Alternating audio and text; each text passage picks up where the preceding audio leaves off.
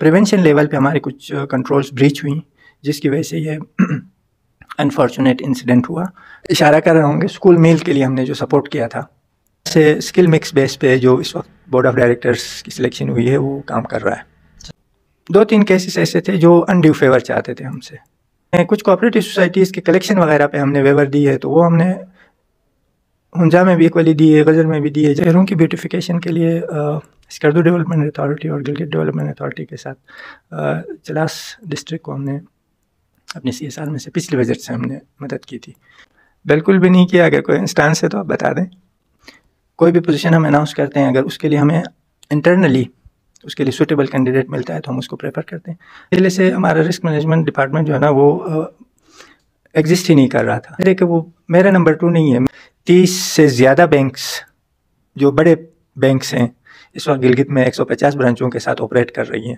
Internationally 14-15 بینکوں میں اس وقت آلریڈی امپلیمنٹڈ ہے, اور پھر ہم اس کو اپنے انوائرمنٹ کے حساب سے کچھ چیزیں کسٹمائز بھی کر رہے ہیں اور پوری پلاننگ کے ساتھ کرتے ہیں. یہ کوئی ایسا نہیں کرتے ہیں کہ اپنی مرضی سے لائسنسڈ جی بھی بینک بنانا چاہ رہے ہیں. اعوذ باللہ من الشیطان الرجیم, بسم اللہ الرحمن الرحیم. آپ دیکھ رہے ہیں WTV میں ہوں وجاہت علی. یقیناً آپ نے سنا ہوگا Karakoram cooperative bank limited Gilgit Baltistan کا ایک مایہ ناز ادارہ ہے, اور اس کی کارکردگی اور اس کے منافع کے حساب سے یقیناً گلگت بلتستان کے اندر اس وقت جو ٹاپ کا نجی سیکٹر کا ادارہ ہے, سیمی گورنمنٹ بھی آپ کہہ سکتے ہیں, وہ ادارہ اس وقت KCBL بنا ہوا ہے. آج ہم موجود ہیں GM cooperative bank Gilgit Baltistan Syed Ghulam Muhammad صاحب سے. شکریہ ٹائم دیا ہمیں. پوچھنا یہ چاہیں گے کہ یہ ادارہ بنا کب بنا اور اس کے ساتھ یہ ترقی کرتے ہوئے یہاں تک کیسے پہنچا؟ بسم اللہ الرحمن الرحیم. بہت شکریہ وجاہت صاحب. یہ ادارہ بنا 1956 میں. اس کو ہم 3 فیزز میں دیکھتے ہیں. ایک تو 1956 سے 77 تک جب یہ گلگت سینٹرل کوآپریٹو بینک کے نام سے چلا. اس کے بعد 77 میں اس کی as provincial cooperative bank affiliation ہو گئی فیڈرل بینک فار کوآپریٹوز کے ساتھ, اور یہ 2002 تک فیڈرل بینک فار کوآپریٹوز کے انڈر رہا. اس کے بعد 2002 کے بعد جب فیڈرل بینک فار کوآپریٹوز لیکوڈیٹ ہوا تو اس کے بعد سے اب تک یہ کوآپریٹو ڈپارٹمنٹ GB اور پھر ہم رپورٹنگ کرتے ہیں اسٹیٹ بینک آف پاکستان کو بھی. صحیح. اس میں کیا کرائٹیریا ہے, کتنے شیئر ہولڈرس ہیں اور ان کو کس حساب سے آپ لوگ اکوموڈیٹ کرتے ہیں؟ اس وقت تو جو میجورٹی شیئر ہولڈنگ ہے 99% پلس جو ہے نا وہ گورنمنٹ آف GB کے پاس ہے, چونکہ یہ ہم نے اسٹیٹ بینک آف پاکستان کی ہدایت کی روشنی میں, چونکہ انہوں نے کہا تھا کہ آپ نے اس کو لائسنس کرنا ہے تو government of GB as majority stakeholder آ جائے, تو اس وقت یہ اس کی اسٹیٹس ہے.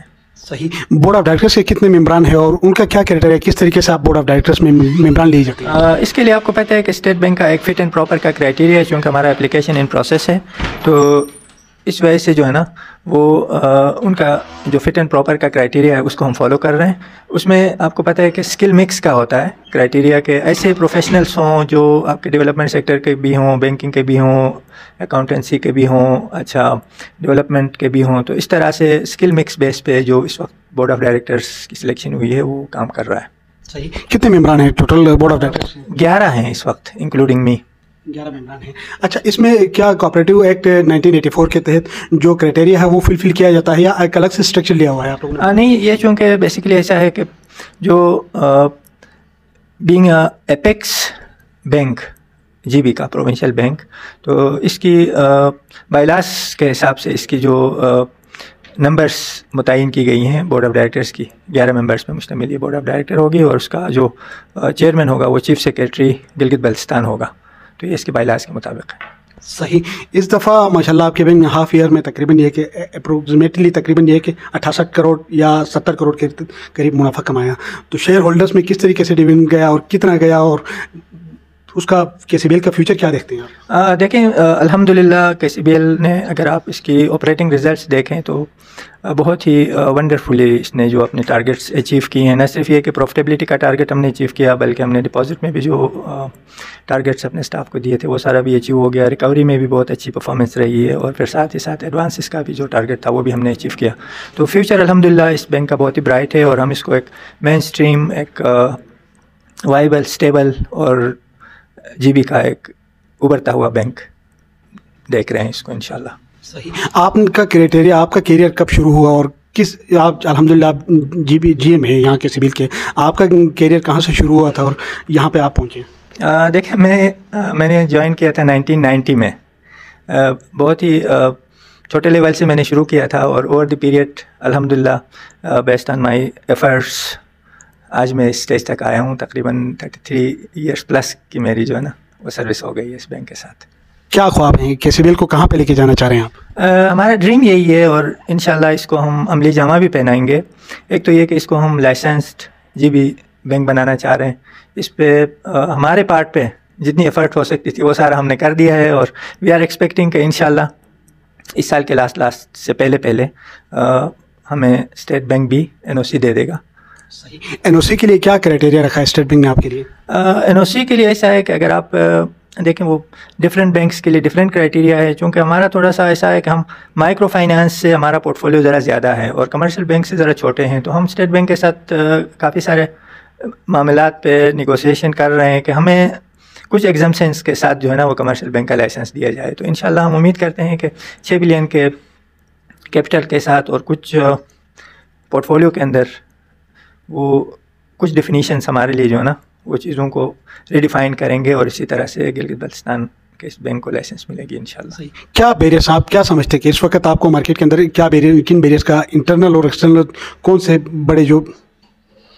سے بڑے بیریئرس ہیں جن کو آپ فیس کرنا پڑ رہا ہے اس وقت؟ دیکھیں بیریئرس تو ظاہر ہے کہ جب آپ ایک ایسے پروسیس میں ہوتے ہیں, آپ ہمارے ساتھ اگر آپ دیکھیں تو آج کی دنیا میں کمپٹیشن آپ کو نظر آ رہا ہے اور پھر GB کے اندر بھی اس وقت 30 سے زیادہ بینکس جو بڑے بینکس ہیں اس وقت گلگت میں 150 برانچوں کے ساتھ آپریٹ کر رہی ہیں. تو ظاہر ہے ان کے ساتھ ہم کمپیٹ کر رہے ہوتے ہیں. آلدو کہ ہمارے پاس تو ظاہر ہے کہ اب جتنے ریسورسز ایک بڑے بینک کے پاس ہیں اتنے تو نہیں ہوتے ہیں, لیکن اس سب کے باوجود بھی ہم اتنا اچھا پرفارم کر رہے ہیں. تو میرے خیال میں یہ کریڈٹ ہماری پوری ٹیم کو جاتا ہے اور ہمارے امپلائیز کو جاتا ہے اور پھر GB کے لوگوں کو جاتا ہے کہ وہ اس بینک کو اون کر رہے ہیں. اچھا, آپ پہ یقیناً یہ ہے کہ آپ کی کاوشیں قابل تعریف ہیں. اس وقت جو رومرس اور جو چیزیں آپ ایلیگیشنس KCBL کے اوپر رکھ رہی ہیں یا آپ کے مینجمنٹ پہ لگ رہی ہیں کہ مطلب یہ کہ باہر کے بندوق کو لیا جا رہا ہے, اس حوالے سے بڑا شور ہوگا اٹھ رہا ہے, یہ کیا ایشو کیا آ رہا ہے, یہ کیا ہے؟ اچھا اس میں ایسا میں گزارش کر دوں, دیکھیں اگر آپ کمپیریٹیولی دیکھیں جس طرح میں نے عرض کیا 30 بینکس اگر 150 برانچز کے ساتھ یہاں پہ آپریٹ کر رہی ہیں تو وہاں پہ کون لوگ کام کر رہے ہیں, ان کا رسک کون دیکھتا ہے, ان کے کمپلائنس کون دیکھتا ہے, ان کا آڈٹ کون دیکھتا ہے. ظاہر ہے یہ بھی وہی لوگ ہیں نا جن پہ یہ بلیم کرنے کی کوشش کر رہے ہوتے ہیں. تو میرے خیال میں یہ بہت ہی نامناسب بات ہے. دیکھیں ہم چونکہ ایک ایسے پروسیس میں اس وقت گزر رہے ہیں کہ ہم اس بینک کو ایک مین اسٹریم لیول پہ ایک گلگت بلتستان کا بینک بنانے جا رہے ہیں. تو ہمیں ظاہر ہے کہ اسٹیٹ بینک کی جو بھی پالیسیز, گائیڈ لائنس اور جو بھی ریگولیٹری ریکوائرمنٹس ہیں ان کے حساب سے اپنے آپ کو ہم نے تیار کرنا ہے اور اپنے آپ کو ہم نے اس اسٹینڈرڈ پہ لے کے جانا ہے. تو ظاہر ہے اس کے لیے پھر ہمیں جو بھی اسٹیٹ بینک کی گائیڈنس ہیں اس کے حساب سے ہم کوشش یہ کر رہے ہیں کہ اپنے اسٹاف کی کوالٹی کو ہم بہتر کریں اور ایسے اسکل سیٹس کے ساتھ کچھ ایسے ڈپارٹمنٹس ہیں جس میں ہمیں پروفیشنل کی ضرورت ہے. مثلا رسک مینجمنٹ کا ڈپارٹمنٹ, یہ بہت ہی اس میں ٹیکنیکل سکلز کے ساتھ ایکسپیرینسڈ ہمیں ایک ریسورس چاہیے تھی. تو وہ ہم نے ایک تھرو جو ایک پروسیس ہوتی ہے ریکروٹمنٹ کی, ڈیو پروسیس, اس کے تھرو سارا کر کے 6-7 مہینے کے بعد ابھی ایک ریسورس ہم نے آن بورڈ کر دیا ہے. تو میرے خیال میں اس میں خوشی کی بات یہ ہے کہ الحمدللہ ہمیں ایک بہت ہی ایکسپیرینسڈ اور اچھے اسکل سیٹ کے ساتھ ایک ریسورس ہمیں ملا ہے. تو اس کو ہمیں اپریشیٹ کرنا چاہیے اور ظاہر ہے کہ جب ایکسپرٹ آپ کے ارد گرد ہوتے ہیں تو آپ کو ڈیسیجن لینے میں, ایک انفارم ڈیسیجن لینے میں بڑی مدد ملتی ہے. صحیح. یہ آپ نے جو لیا ہے چیف رسک مینجمنٹ کے حوالے سے, آپ کے بعد شاید وہیں ہیڈ کر رہے ہیں اس وقت KCBL کو, تو کیا آپ نہیں سمجھتے ہیں کہ کیا آپ پہلے ڈپارٹمنٹ موجود نہیں تھا, اگر تھا تو یہاں کے انٹرنل اسٹاف میں سے کسی کو نہیں لے کے باہر سے لینے کی کیا وجوہات ہو سکتی؟ اچھا, اس کی وجوہات یہ تھیں کہ دیکھیں پہلے سے ہمارا رسک مینجمنٹ ڈپارٹمنٹ جو ہے نا وہ ایگزسٹ ہی نہیں کر رہا تھا, یہ ابھی ہم اس کو فارم کر رہے ہیں. دوسری بات یہ کہ یہ میرے بات ظاہر ہے کہ وہ میرا نمبر 2 نہیں ہے, میرے ساتھ جو اس وقت کام کر رہے ہیں وہ 10 فنکشنس ہیں جن کے 10 ہیڈس ہیں, ٹھیک ہے. تو یہ بھی ایک ایسی ہی کوئی شاید میرے خیال میں مس انڈرسٹینڈنگ یا مس انفارمیشن پھیلانے کی اگر کسی نے کوشش کی ہے نادانستہ, تو وہ ایسا نہیں ہے. میرے ساتھ 10 ہیڈ آف ڈپارٹمنٹس کام کر رہے ہیں اور سب ایکول فوٹنگس پہ کام کر رہے ہیں. صحیح. MTOs کے آپ نے کچھ پوسٹیں اناؤنس کی, اس کے اندر بڑے شور اٹھا کہ مطلب یہ کہ بعض ضلعوں کو دیا گیا, بعض ضلعوں کو نہیں دیا گیا. کیا کس فارمولے کے تحت ڈیوائڈ کیا گیا, کس اس کے کرائٹیریا کے مطابق پوسٹیں دیگر اضلاع کو دی گئی, یہ کیا حقائق ہے اس کے؟ اچھا, اس میں آپ انشاءاللہ دیکھیں آپ اپریشیٹ کریں گے, اس لیے کہ ہم نے یہ کوشش کی ہے کہ جہاں پہ بھی ہماری برانچیں انڈر اسٹاف تھیں اس کا ہم نے خیال رکھا ہے.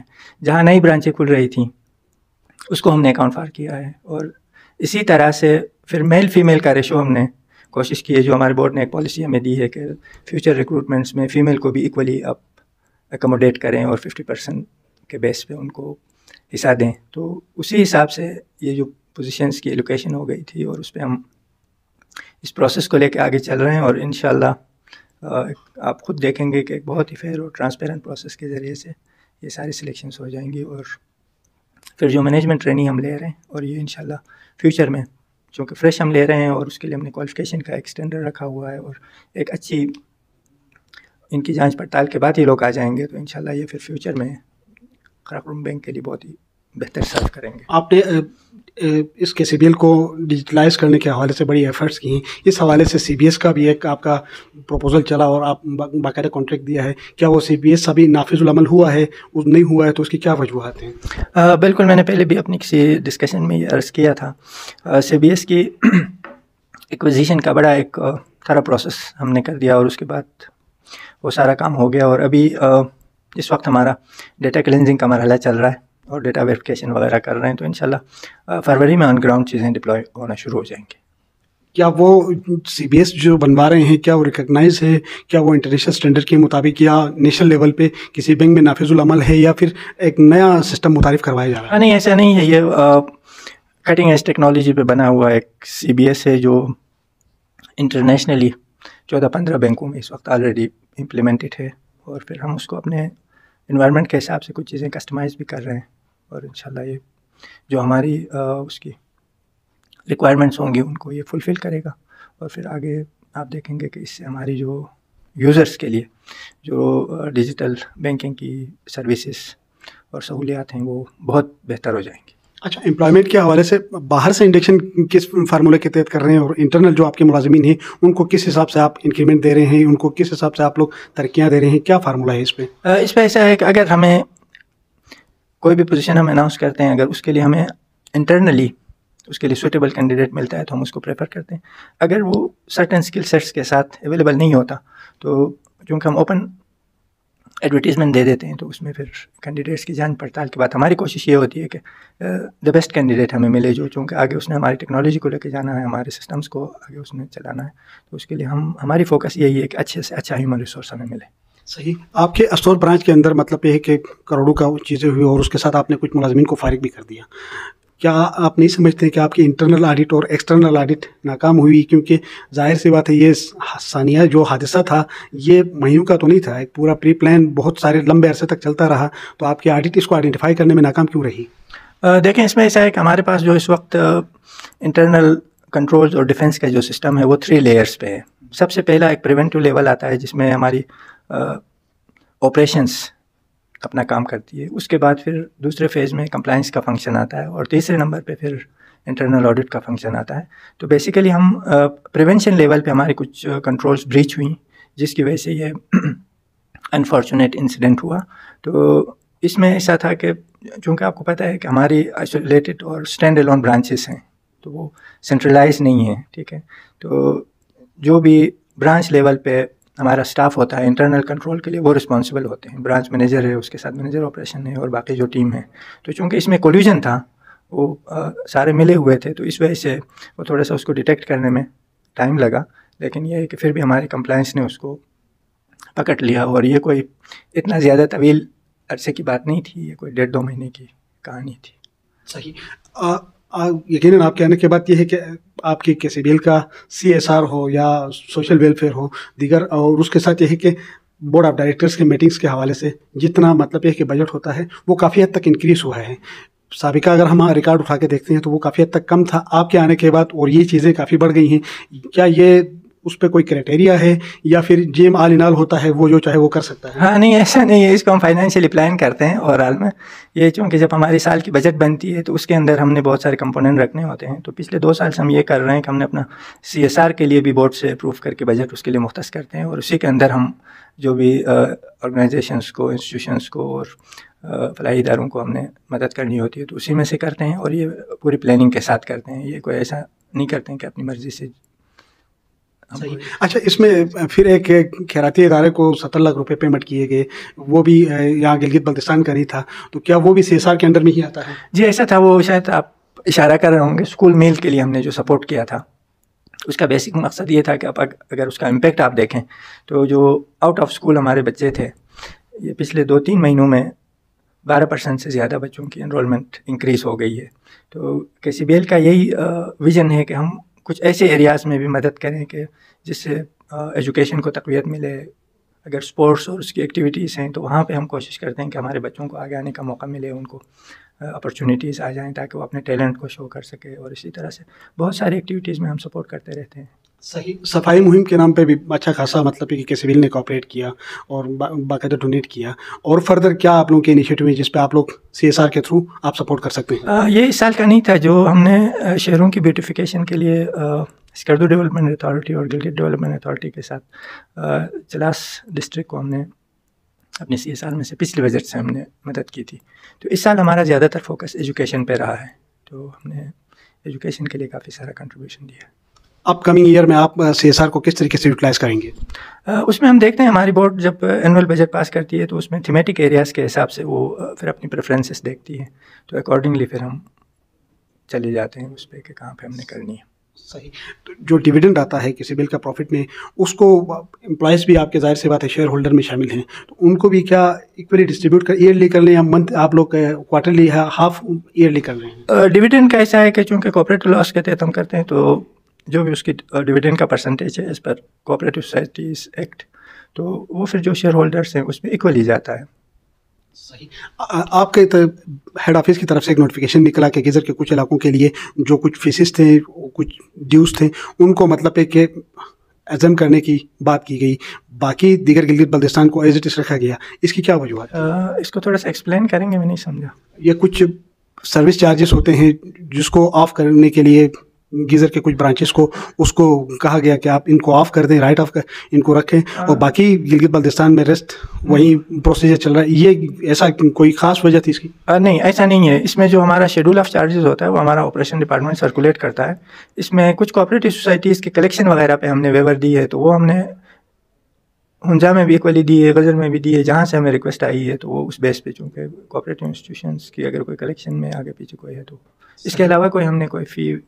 الحمدللہ. آپ اور اس کے ساتھ KCBL کے کچھ کیسز کورٹ کے اندر آپ کے امپلائیز کی طرف سے بھی چل رہے ہیں, کیا ان کو یہاں پہ انصاف نہیں ملا یا ان کے ساتھ کوئی زیادتی ہوئی جس کی وجہ سے وہ کورٹ گئے ہیں, یا پھر یہ ہے کہ کوئی کرائٹیریا نہیں تھا یا کوئی رول نہیں تھا؟ کیا وجہ ہے کہ ان کو آپس میں آپ اس ڈپارٹمنٹ کے اندر سارٹ آؤٹ نہیں کر سکے, وہ کورٹ گئے؟